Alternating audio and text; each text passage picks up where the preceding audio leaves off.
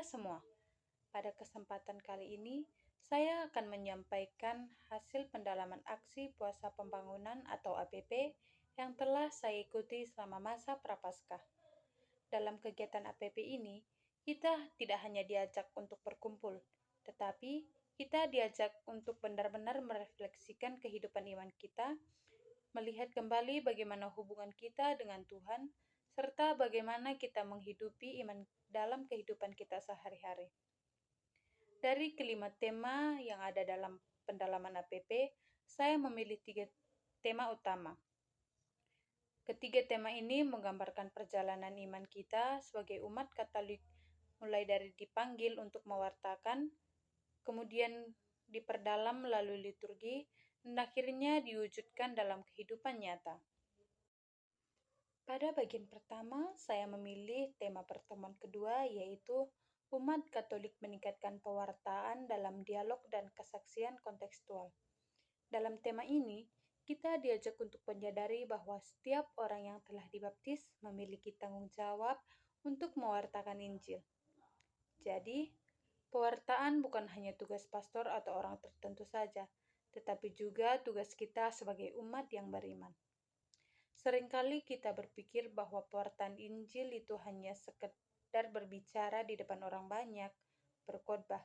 Padahal sebaliknya, pewartaan bisa dimulai dari hal-hal sederhana dalam kehidupan kita sehari-hari. Dalam Injil Matius bab 28 ayat 16-20, Yesus memberikan amanat kepada muridnya untuk pergi dan menjadikan semua bangsa muridnya.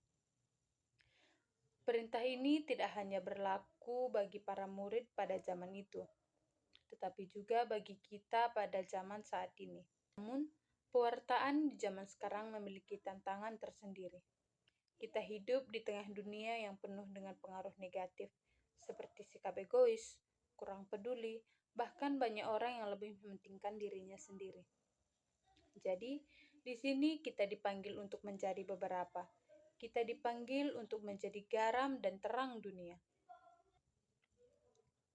Pewartaan tidak hanya melalui kata-kata saja, tapi melalui tindakan nyata di dalam kehidupan kita sehari-hari, seperti bersikap jujur di tengah lingkungan, mau membantu teman tanpa pamrih, menunjukkan sikap sabar dan rendah hati, tidak ikut menyebarkan hal-hal negatif di sosial media. Di zaman digital ini, media sosial menjadi sarana pewartaan. Apa saja yang kita katakan, apa saja yang kita tulis, bahkan komentar kita, semuanya bisa menjadi bentuk kesaksian iman kita. Karena itu, kita diajak untuk bijak dalam menggunakan media sosial agar apa yang kita tampilkan dapat membawa kebaikan bagi orang lain. Dengan demikian, melalui kehidupan kita sehari-hari, orang lain dapat melihat dan merasakan kasih Tuhan. Ya, dengan tema umat Katolik meningkatkan pewartaan liturgi sebagai wajah gereja yang mendengarkan dan berdoa. Dalam tema ini, kita diajak untuk memahami bahwa liturgi merupakan bagian yang sangat penting dalam kehidupan gereja. Bahkan, bisa dikatakan bahwa liturgi adalah jantung kehidupan gereja. Namun, dalam kenyataannya, masih banyak dari antara kita yang mengikuti liturgi hanya sebagai rutinitas saja. Datang ke gereja hanya untuk mengikuti misa, lalu pulang tanpa benar-benar menghayatinya. Padahal, dalam liturgi, kita sedang berjumpa dengan Tuhan. Dan Tuhan hadir melalui sabdanya, melalui doa, dan melalui perayaan iman bersama umat. Dalam Injil Lukas bab 19 ayat 45-48, Yesus mengatakan bahwa rumah Allah adalah rumah doa. Ini mengingatkan kita bahwa gereja adalah tempat yang kudus, tempat di mana kita berjumpa dengan Tuhan secara istimewa. Oleh karena itu, kita diajak untuk menghormati dan menghayati liturgi dengan sungguh-sungguh. Padahal, sebagai umat Katolik, kita dipanggil untuk menjadi saksi Kristus dimanapun kita berada. Menjadi saksi Kristus yaitu berarti hidup jujur, peduli terhadap sesama, mau membantu orang yang membutuhkan, membawa damai di tengah konflik, menghargai perbedaan dalam masyarakat. Kesaksian hidup tidak hanya melalui hal-hal besar, justru dimulai dari hal-hal kecil dalam kehidupan kita sehari-hari. Misalnya, menolong teman yang kesulitan, tidak membeda-bedakan orang, bersikap sopan terhadap siapa saja, menjaga iman yang sangat jelas dan bermakna. menjaga perkataan, Dari panggilan untuk dan yang memberitakan terakhir Injil, yaitu kemudian menjaga diperdalam perkataan melalui agar tidak pengalaman menyakiti liturgi, orang lain. dan akhirnya diwujudkan dalam kesaksian hidup di tengah masyarakat.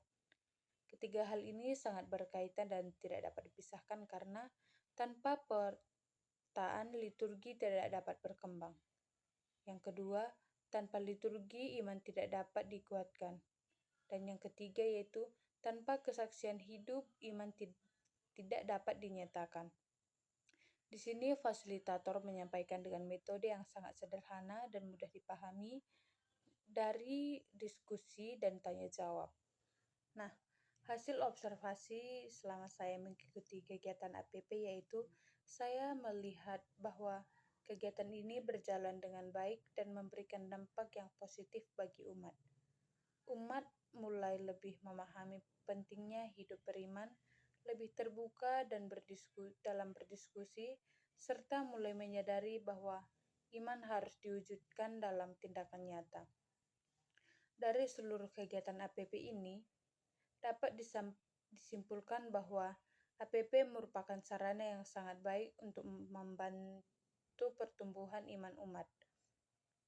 Mulai dari setiap pertemuan, kita diajak untuk semakin dekat dengan Tuhan, semakin berani mewartakan iman, dan semakin mampu menghidupi iman dalam kehidupan sehari-hari.